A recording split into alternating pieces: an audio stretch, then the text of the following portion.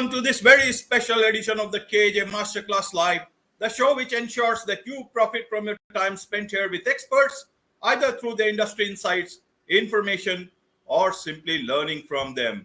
And today we have Benjamin Friedman, president and founder of Build, Scale, Grow.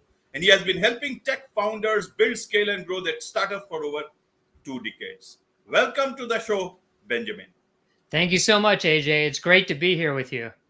You are welcome. And I'm sure a lot of people, especially startups, small businesses, will be able to benefit from what we are talking today. 5 ways to scale your startup in these uncertain times with you. So first, to understand from you about these uncertain times, if we may call them, is that startups, when they are just in that very early stage, what are these uncertain times that can impact them?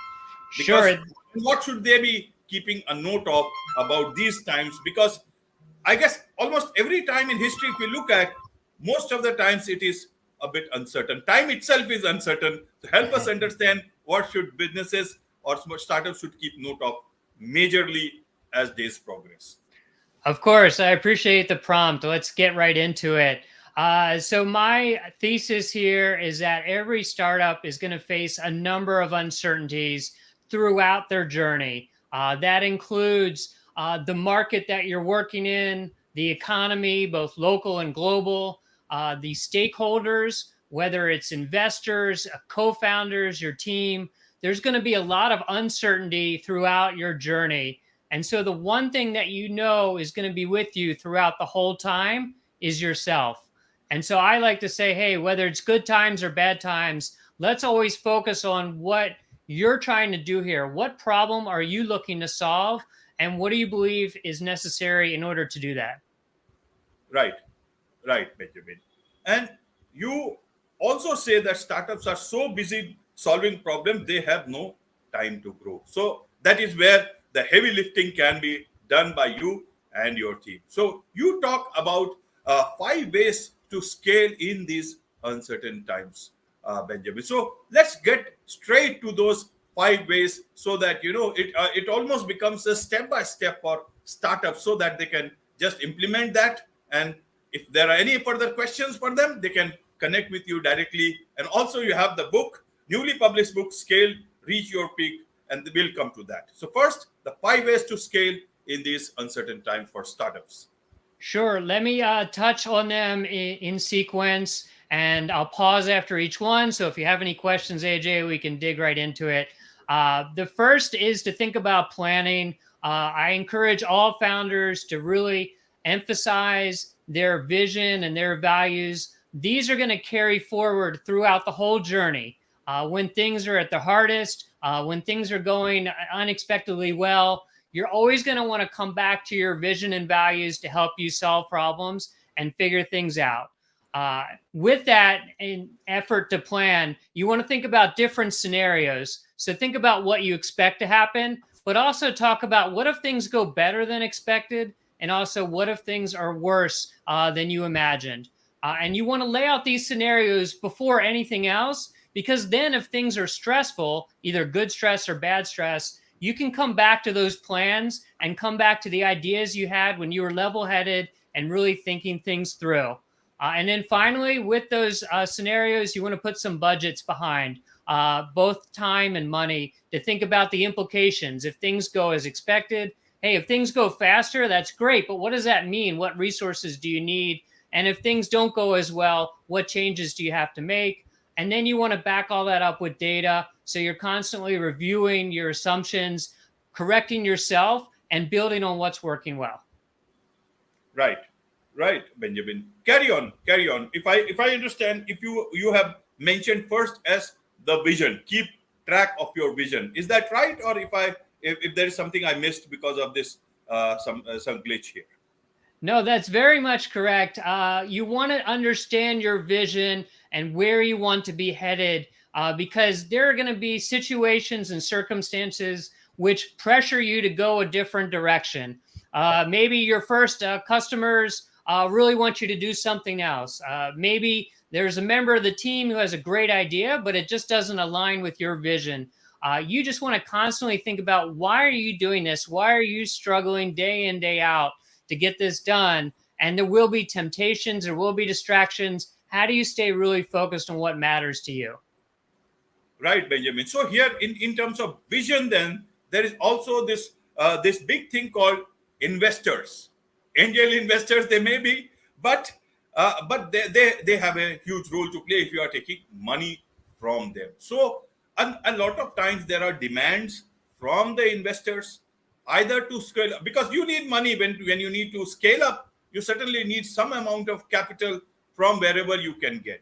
Now, how do you, at a very early stage, when you do not have that much of control over your own company in terms of vision, maybe the investors will be putting up a lot of pressure for you to go one way.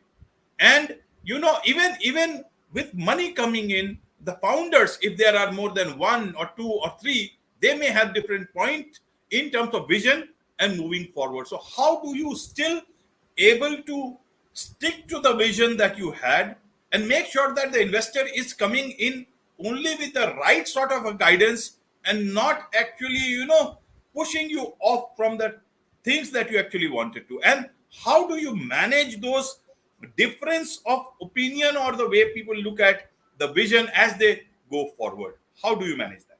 Yeah, so these are all great questions. So first thing is, with you and your co-founders, really to identify and maybe even sign a document that lays out your vision, because as you mentioned, it's going to be tested and tempted by different investors, different advisors, your family, your friends who have your best interest at heart, but they're going to say, oh, why don't you do this? Why don't you do that? Why don't you play it safe? So you want to lay that out early and have everyone agree. Again, even think about signing a piece of paper that has that on there.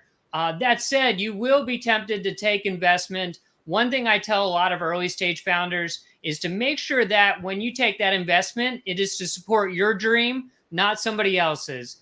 People are often willing to give money behind an idea or founders, but it might be to pursue something they think is going to be amazing, not what you're looking to accomplish. And it's very tempting in the moment to take that money, but you're going to likely regret that later on. Either you'll be working on something you don't want to do, or they'll be pressuring you for the types of numbers and productivity that doesn't interest you as much as the problem you are looking to solve. And then number 3 is be willing to say no. I think this is one of the hardest things for founders. We're trying to be scrappy. As soon as the first person wants to give us some money for our project, our work, we're so eager to say yes. But you have to have the character to know when to say no. In fact, I think that's one of the hardest things for founders. They're trying to do something incredible. They're pushing towards yes. The idea of saying no is really difficult, but that's what separates the really strong founders, to know where to say no on the outskirts, so that you focus down the middle exactly where you want to be. Right, right. Let's move on to the other points, Benjamin. Sure. So number 2 is about seeking advice, and you talked about investors. We talked a little already about what type of advice to take. So a couple of things here. One, a lot of people believe that in order to grow, you just have to keep doing things more and more. And that is partially true, but on our own, we will plateau. Even great athletes, great business people, great artists, they all have coaches and mentors who are constantly pushing them to do more and to do better. So really seek that out and consider building what Adam Grant, the organizational psychologist, he calls a challenge network. That's people in your circle who you might not be absolutely comfortable with, but they are pushing you to figure out what you need to do next to keep growing and developing as a leader and as a business. And you want to have from 3 to 5 of these people around you pushing you. They're not just saying yes, or not just supporting you. They're not cheerleaders, like your parents or your friends might say, oh, that's great, keep going. You want somebody to say, I don't know, is that a good idea? Tell me more. Or what do you think about this or that? So seeking advice is really important, because the uncertainty will remain. You want people who will always ground you in what is in your best interests. Right, right. Here in this case, how do you know what advice to take? Because as you grow, there is a lot of advice. Now, even if you have the mentors or you are a part of a mastermind, how do you know this advice is good. Do you have another advisor for that, or do you have another way to test this advice so that you don't make any mistakes? Others may give advice very earnestly with all the knowledge that they may have, but the buck stops with these founders, one founder, two, three, whatever the number is. So how do you still make sure that you are taking only the advice that works for you, but you don't know what will work, what will not? Right. So great question. Three considerations here. One is to go back to your vision and values and make sure the advice you're getting lines up nicely with that. Two is to the point you made, talk with other advisors and people who are engaged in your business and dedicated to your success, and run the ideas by them. Now, they might not grasp it right away. Some of the best ideas are hard to understand initially, but you want to get their impression and see if they are able to find faults that you weren't able to find. And then number three is you don't have to go all in on most advice. Find a way to take a small step to run an experiment. Maybe that's talking to 10 potential clients and saying, hey, we're thinking of adding this to the business or pivoting the business this way. What do you think about that? Get their initial impression. If you're a product founder, maybe you build an MVP and you put it out there and you have some people start to test it. But find for you a comfortable way to commit a little, but not to risk everything. Right. Let's now move on to the next point, the third point, if I understand. Sure. So number three is to really think about focus. And that is, to your point exactly, AJ, you're getting lots of ideas, you're getting lots of feedback. Every founder is going to be working 110%. That's almost a given. Every founder also needs to take time to move away from the day-to-day and really think about where everything is headed. You want to spend time on the business, not just in the business. And you really want to dedicate that time. For me, it's a couple hours every Thursday night. For other people, they might prefer, Mondays or Fridays or weekends, whatever it takes to gain some perspective on what you're doing. And then to the point I made a minute ago, with that perspective, with the advice, with the kind of work you're doing, run those experiments, do what you can to get some early traction. You probably want to run 2 to 4 experiments at a time, not too many more, because otherwise it'll be too distracting. You'll forget all the different ones you're running. Run those experiments for, 4 weeks to 3 months, see what kind of information you get back objectively, have others look at it with you, and then see if that's working. But really find the ways to focus that advice and that energy. Right.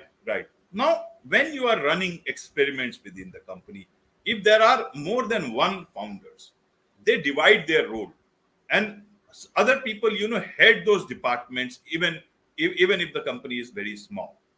Now, as the one who is leading, or the one who is actually managing the CEO role, or looking at the CEO role, and then there is the one who is looking at the marketing, who is dealing with customers.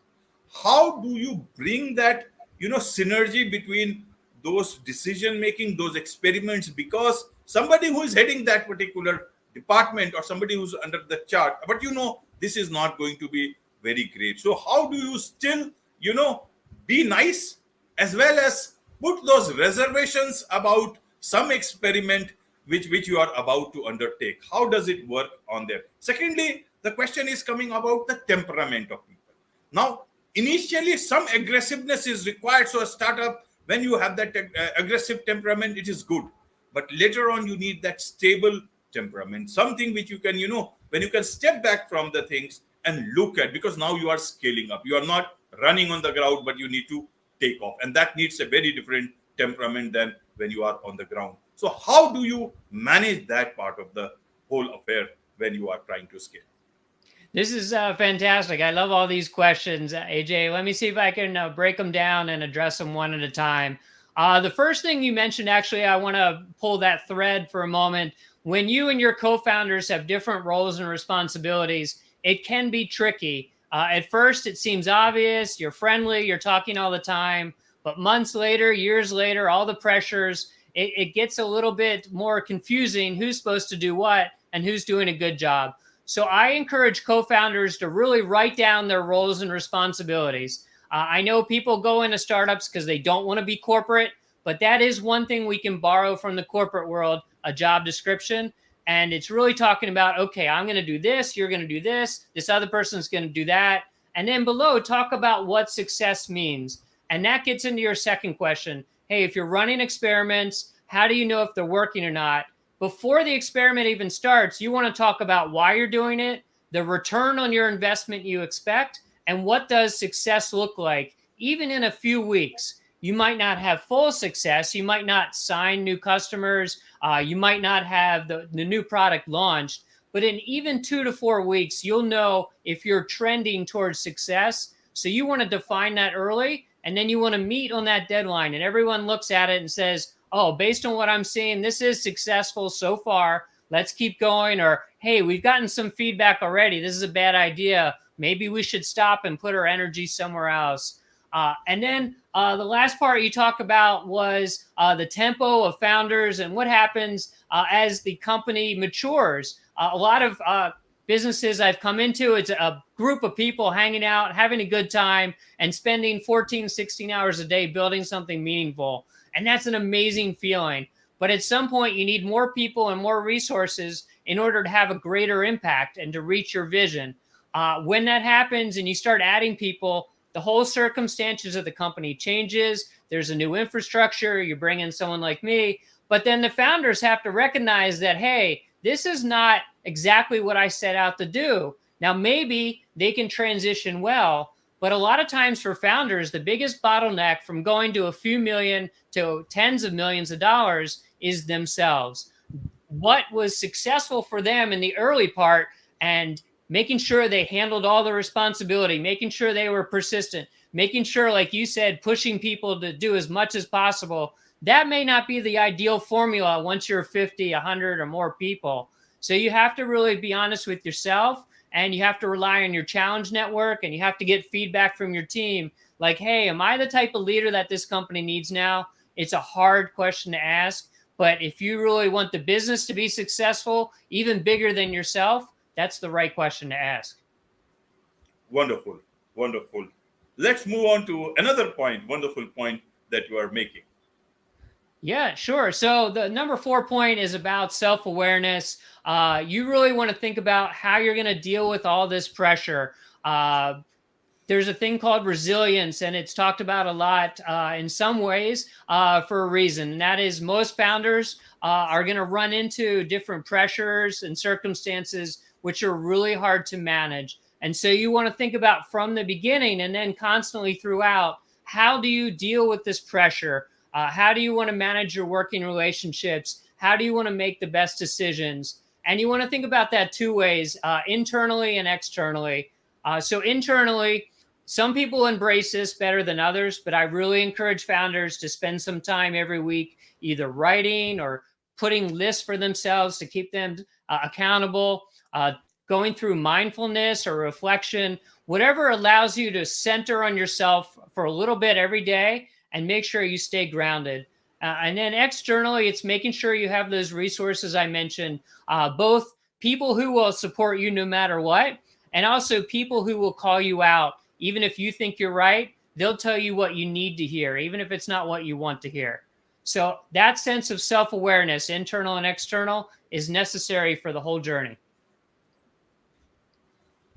Right, right, Benjamin. So as we talk about self-awareness, now these are young, mostly these founders are quite young. And at that point in time, from the struggling stage, you are now into the scaling up stage. But there is this new concept working on everywhere, is the imposter syndrome. Can this imposter syndrome start impacting even the new people? And also, as you are, you are surrounded by so many situations and events, you might have questions about the way, they are youngsters, maybe climate change, maybe other issues, maybe politics, and everybody must be having their own views on these things. And they start questioning whether they are doing the right thing, whether their vision is right, or also at the same time, they may wanting to understand about what is about success, this all about, as they start achieving more success in their life. And so how do they how do they answer these questions for themselves? And there might be, all the founders might have a very different upbringing, understanding of things, temperament, resilience. How do they deal with these questions about themselves if they start coming on to them? This is great. I really appreciate you bringing it up, AJ. A lot of founders, to your point, do have imposter syndrome. They do have a lot of doubts. I think it's really important to remember that this is common and that you are very much facing uncertainty in the work you're doing. So you want to look at that doubt and that imposter syndrome. And instead of like a friend might say, oh, don't worry, you'll be fine, everything's okay. You want to look at that and say, hey, of course you have that imposter syndrome. Of course you have those doubts. You're doing something that you've never done before, and you're really pushing the limits with your business and with your leadership. That's okay. Like, think about why you set out on this journey. Go back to your vision. Think about, oh, we might have lost each other here. I'm going to pause for a moment.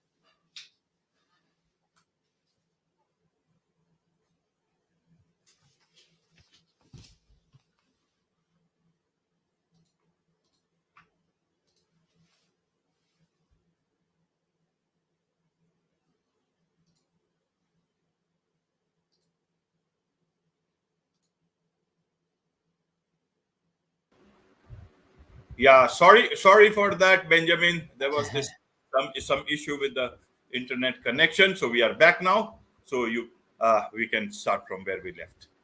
Okay. Do you want to repeat the question, or do you want me to dive in the answer? Like, what's best for you? Yes, you can dive in with the answer, no problem. Okay.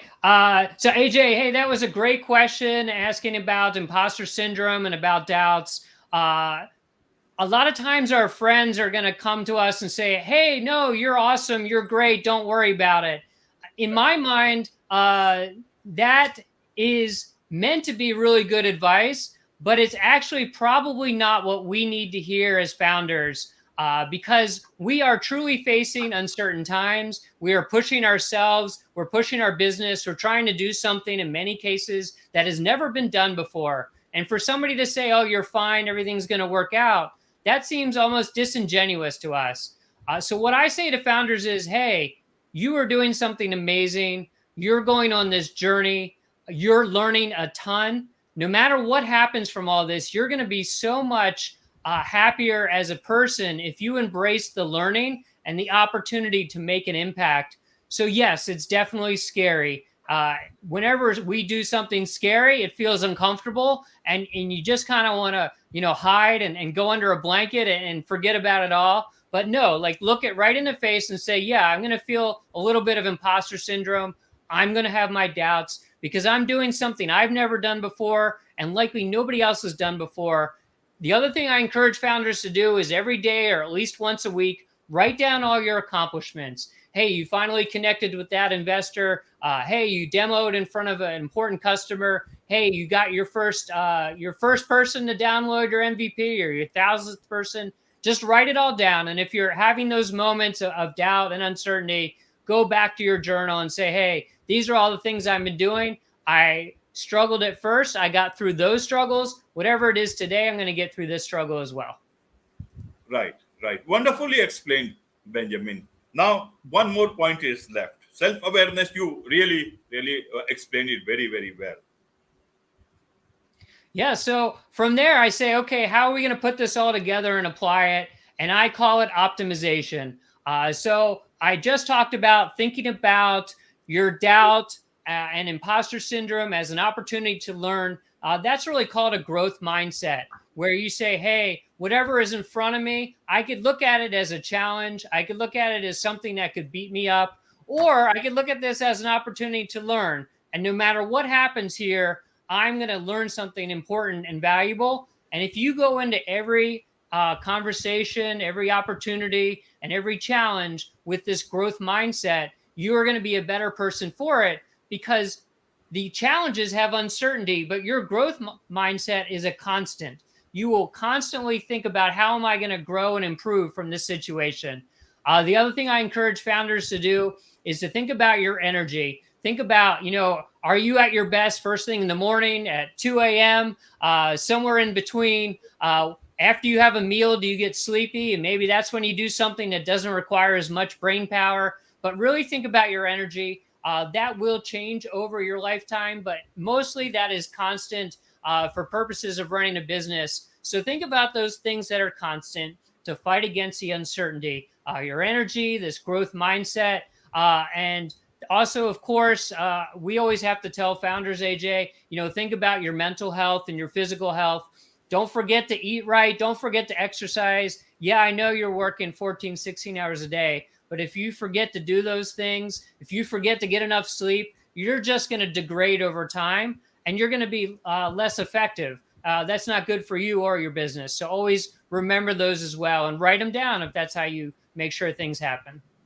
Absolutely, Benjamin. Absolutely. And so now we come to your role, and the role of your company: build, scale, grow. So when do you come into the picture with these founders who are busy all the time trying to solve whatever problem they are having in their journey?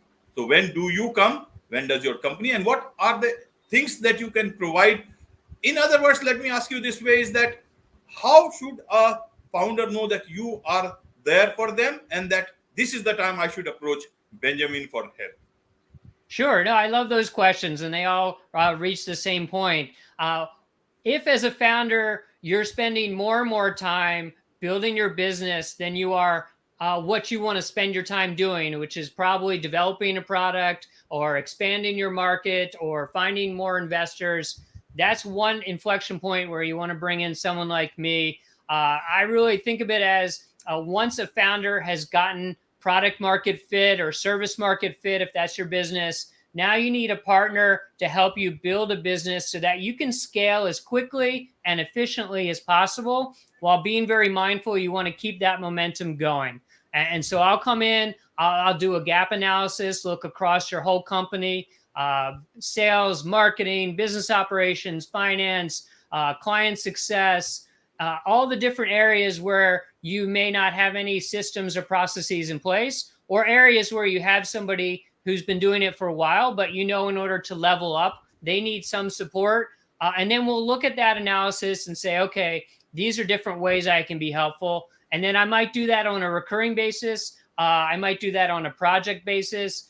We might do that for a couple months. We might do that for a couple years. But the thing that's important to me is to add value exactly where needed. So we'll figure out the terms of the relationship and exactly how I can get you to the next level and beyond. Right, right, Benjamin. So now let's come to the book that you have written, newly published, Scale, Reach Your Peak. Tell us about this book. Who is this for? I'm sure it is for founders, but you will be able to exactly tell who else can use this book of yours. Sure, exactly. I appreciate you mentioning the book. It was a 3-year labor of love, 2.5 years of writing, and 6 months of editing and design. So I was so happy to see this book out there. It is a 500-page modular handbook. It has over 130 articles, which are self-contained. So if you want to read about public relations or financial models or getting investors, any different topic, you can look at that one topic and in 5 to 7 minutes gain new knowledge. I started with my own curiosity, questions my clients were bringing to me, questions I faced in running my own business. And then I went to the research. I looked at what people were saying academically, and then I distilled that theory into practical knowledge. So it's not just like, oh, you should do this if you're, a 500,000 person company with unlimited resources. I'm like, hey, the people reading this are like me. They have next to no budget, next to no people. They're probably going to have to implement it themselves. So how do we make this very practical and very real? And I think it applies to founders, anyone who's leading in a startup, and anyone who's doing a leadership role in a larger company who's thinking more of starting an entrepreneur type effort within a larger organization. Right, Benjamin. So how do people get this book of yours? Buy it. And secondly, how can they connect with you so that they can know more about you, about the work you do, and as well as engage with you professionally?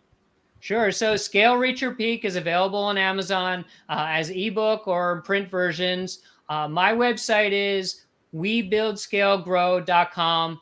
You can find me there. The last tab is a blog page where I update every week with things I'm writing about. And then you can see those posts live on LinkedIn if you go to my account, which I believe will be linked in the show notes. Wonderful, Benjamin. My last question to you for the founders is, Benjamin, that they all have a vision. They start with something. But then one thing is not certain is about the goal. How can founders set the goal for themselves? Should it be about, taking the company to this level? Or should it be there, because a lot of times this thing called purpose comes in. So how do they fix themselves in terms of not just the vision, but also know where they are trying to reach in terms of the goal? How would you advise them to look at, integrate their vision with the goal that they want to achieve in their lives? Sure. It's funny, if you'd asked me that question about 10 years ago, I'd say, oh, like you want to have this 5-year plan and then work backwards. I realize now through lots of experience that the best laid 5-year plans almost never come to fruition. So what I'd say instead is definitely think ahead. You want to put yourself 1 to 2 years ahead. Think about, if this is your vision, this is the impact you want to make on the community, how does that play out over months and over years as far as possible? And then bring that back to what is it you're going to do this quarter, this month, this week, and then every day, how are you going to focus on that vision today in order to make it happen?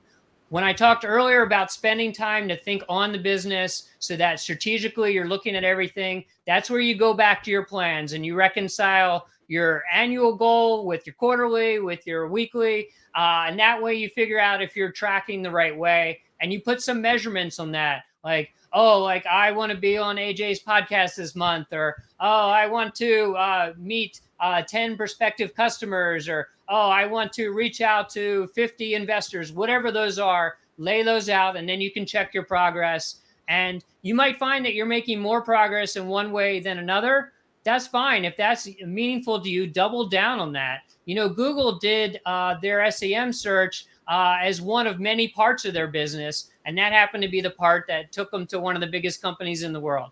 So that could happen to you as well. So try some different areas and see what's working and be as successful as you can be. Wonderful. With this, it's a wrap on this very special edition of the KJ Masterclass Live. Thank you so much indeed for joining us.